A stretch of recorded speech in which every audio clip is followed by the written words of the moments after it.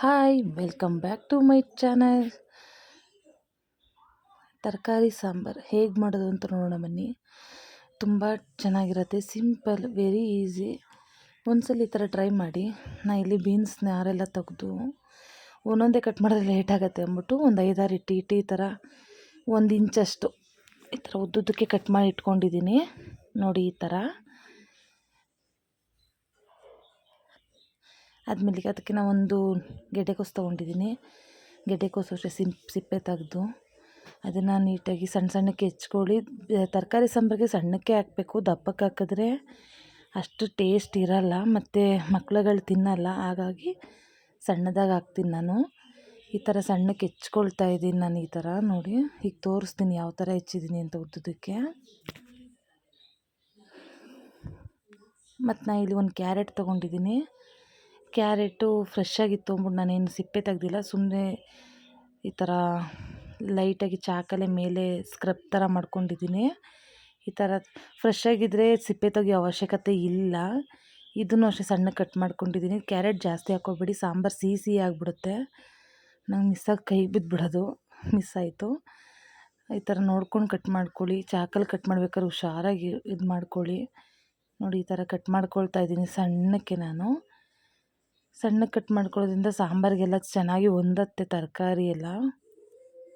ಅದಕ್ಕೆ ಈ ಥರ ಕಟ್ ಮಾಡ್ಕೊಳ್ತಾ ಇದ್ದೀನಿ. ನಿಮಗೆ ಕ್ಯಾರೆಟ್ ಬೇಡ ಅಂದರೆ ಸ್ಕಿಪ್ ಮಾಡ್ಬೋದು, ಅದ್ರ ಬದಲು ನೀವು ಬೇರೆ ಏನಾದರೂ ಹಾಕ್ಕೋಬೋದು. ಇಲ್ಲ ಮಿಕ್ಸಿಂಗ್ ತರಕಾರಿ ಎಲ್ಲ ಥರ ತರಕಾರಿನೂ ಹಾಕ್ಬೋದು. ನನ್ನ ಮನೇಲಿ ಇವಾಗ ನಾನು ಕ್ಯಾರೆಟು, ಬೀನ್ಸು, ಗೆಡ್ಡೆಕೋಸು ಅಷ್ಟೇ ಯೂಸ್ ಮಾಡ್ತಾ ಇರೋದು. ನಾನಿಲ್ಲಿ 1 ಟೊಮೆಟೊ ತೊಗೊಂಡಿದ್ದೀನಿ, 1 ಈರುಳ್ಳಿ ತೊಗೊಂಡಿದ್ದೀನಿ. ಈರುಳ್ಳಿನೂ ಅಷ್ಟೇ ಉದ್ದುದಕ್ಕೆ ಹೆಚ್ಚಿಟ್ಕೊಳ್ತಾ ಇದ್ದೀನಿ.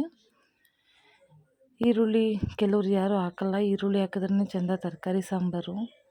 ನೋಡಿ, ಈ ಥರ ಎಲ್ಲ ಉದ್ದುದ್ದಕ್ಕೆ ಹೆಚ್ಚಿಟ್ಕೊಂಡು ಇದನ್ನೆಲ್ಲ ಆಮೇಲೆ ಟೊಮೆಟೊನೂ ಅಷ್ಟೇ ಸಣ್ಣ ಸಣ್ಣ ಕಟ್ ಮಾಡ್ಕೊಳ್ತೀನಿ. ಟೊಮೆಟೊ ಹಣ್ಣನ್ನೂ ಏನಾದರೂ ಟೈಮ್ ಇಲ್ಲ, ಬೇಗ ಆಗಬೇಕು ಅಂದರೆ ಈ ಥರ ಮಾಡ್ಕೊಳ್ಳಿ. ತರಕಾರಿ ಕಟ್ ಮಾಡೋಕ್ಕಷ್ಟೇ ಟೈಮ್ ಹಿಡಿಯತ್ತಷ್ಟೇ, ಅದು ಬಿಟ್ಟರೆ ಸಾಂಬಾರಿಗೆ ಏನು ಇಷ್ಟು ಟೈಮ್ ಹಿಡಿಯಲ್ಲ.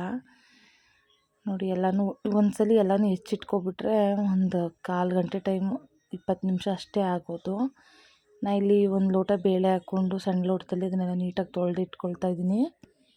ಅದು ತೊಳ್ಕೊಂಡಾದ್ಮೇಲೆ ಅದಕ್ಕೇ ಟೊಮೆಟೊ ಹಣ್ಣು ನಾನು ಎಲ್ಲ ಹೆಚ್ಚಿಟ್ಕೊಂಡಿದ್ದೀನಲ್ವ, ಈರುಳ್ಳಿ ಒಂದೊಂದಾಗೆಲ್ಲ ಹಾಕ್ಕೊಳ್ತೀನಿ. ಕರಿಬೇವಿನ ಸೊಪ್ಪು ಮತ್ತು ತರಕಾರಿಗಳು ಎಲ್ಲವನ್ನು ಹಾಕ್ಕೊಂಡು, ತರಕಾರಿ ತೊಳೆದಿಲ್ಲ ನಾನು, ಅದಕ್ಕೆ ತೊಳೆದು ಹಾಕ್ಕೊಳ್ತಾ ಇದ್ದೀನಿ. ಇವಾಗ 1 ಗೆಡ್ಡೆ ಬೆಳ್ಳುಳ್ಳಿನ, 1 ಗೆಡ್ಡೆನೂ ಇಲ್ಲ, ಗೆಡ್ಡೆಗೂ ಸ್ವಲ್ಪ ಕಡಿಮೆ ಇದೆ, ಅದನ್ನು ಜಜ್ಜಿ ಹಾಕ್ಕೊಂಡಿದ್ದೀನಿ. ಜಜ್ಜಿಬಿಟ್ಟು, ಜಜ್ಜಿಲ್ಲ ಅಂದರೆ ಚೆನ್ನಾಗಿರಲ್ಲ, ಜಜ್ಜೆ ಹಾಕ್ಕೋಬೇಕು. ಇದು ಮನೆಯಲ್ಲೇ ಮಾಡಿರೋ ಸಾಂಬಾರು ಪೌಡರು. ನಾನಿಲ್ಲಿ 2 ಸ್ಪೂನಷ್ಟು ಸಾಂಬಾರು ಪೌಡರ್ ಹಾಕ್ಕೊಂಡಿದ್ದೀನಿ. ಈಗಲೇ ಉಪ್ಪು ಹಾಕೋದ್ರಿಂದ ತರಕಾರಿಗೆಲ್ಲ ಉಪ್ಪು ಹಿಡಿಯುತ್ತೆ, ಹಾಗಾಗಿ ನೀವು ಈಗಲೇ ಉಪ್ಪು ಸೇರ್ಕೋಬೇಕು.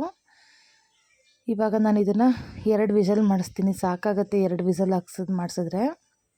ನೋಡಿ, ಈಗ 2 ವಿಸಲ್ ಆಗಿದೆ, ಅದು ಮೇಲೆಲ್ಲ ಬಂದಿದೆ. ಇನ್ನು ಸ್ವಲ್ಪ ನೀರು ಕಡಿಮೆ ಬೇಕಾದ್ರೆ ಕಡಿಮೆ ಇಟ್ಕೋಬೇಕಿತ್ತು, ನಾನು ಸ್ವಲ್ಪ ನೀರು ಜಾಸ್ತಿ ಹಾಕಿಬಿಟ್ಟಿದ್ದೆ.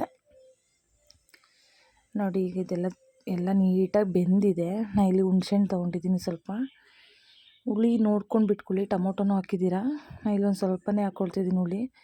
ಇನ್ನೊಂದು ಸಣ್ಣ ಬಾಣಲಿಗೆ ಎಣ್ಣೆ ಹಾಕ್ಕೊಳ್ತಾಯಿದ್ದೀನಿ. ಇಲ್ಲೊಂದು 5-6 ಸ್ಪೂನಷ್ಟು ಎಣ್ಣೆ ಹಾಕಿದ್ದೀನಿ.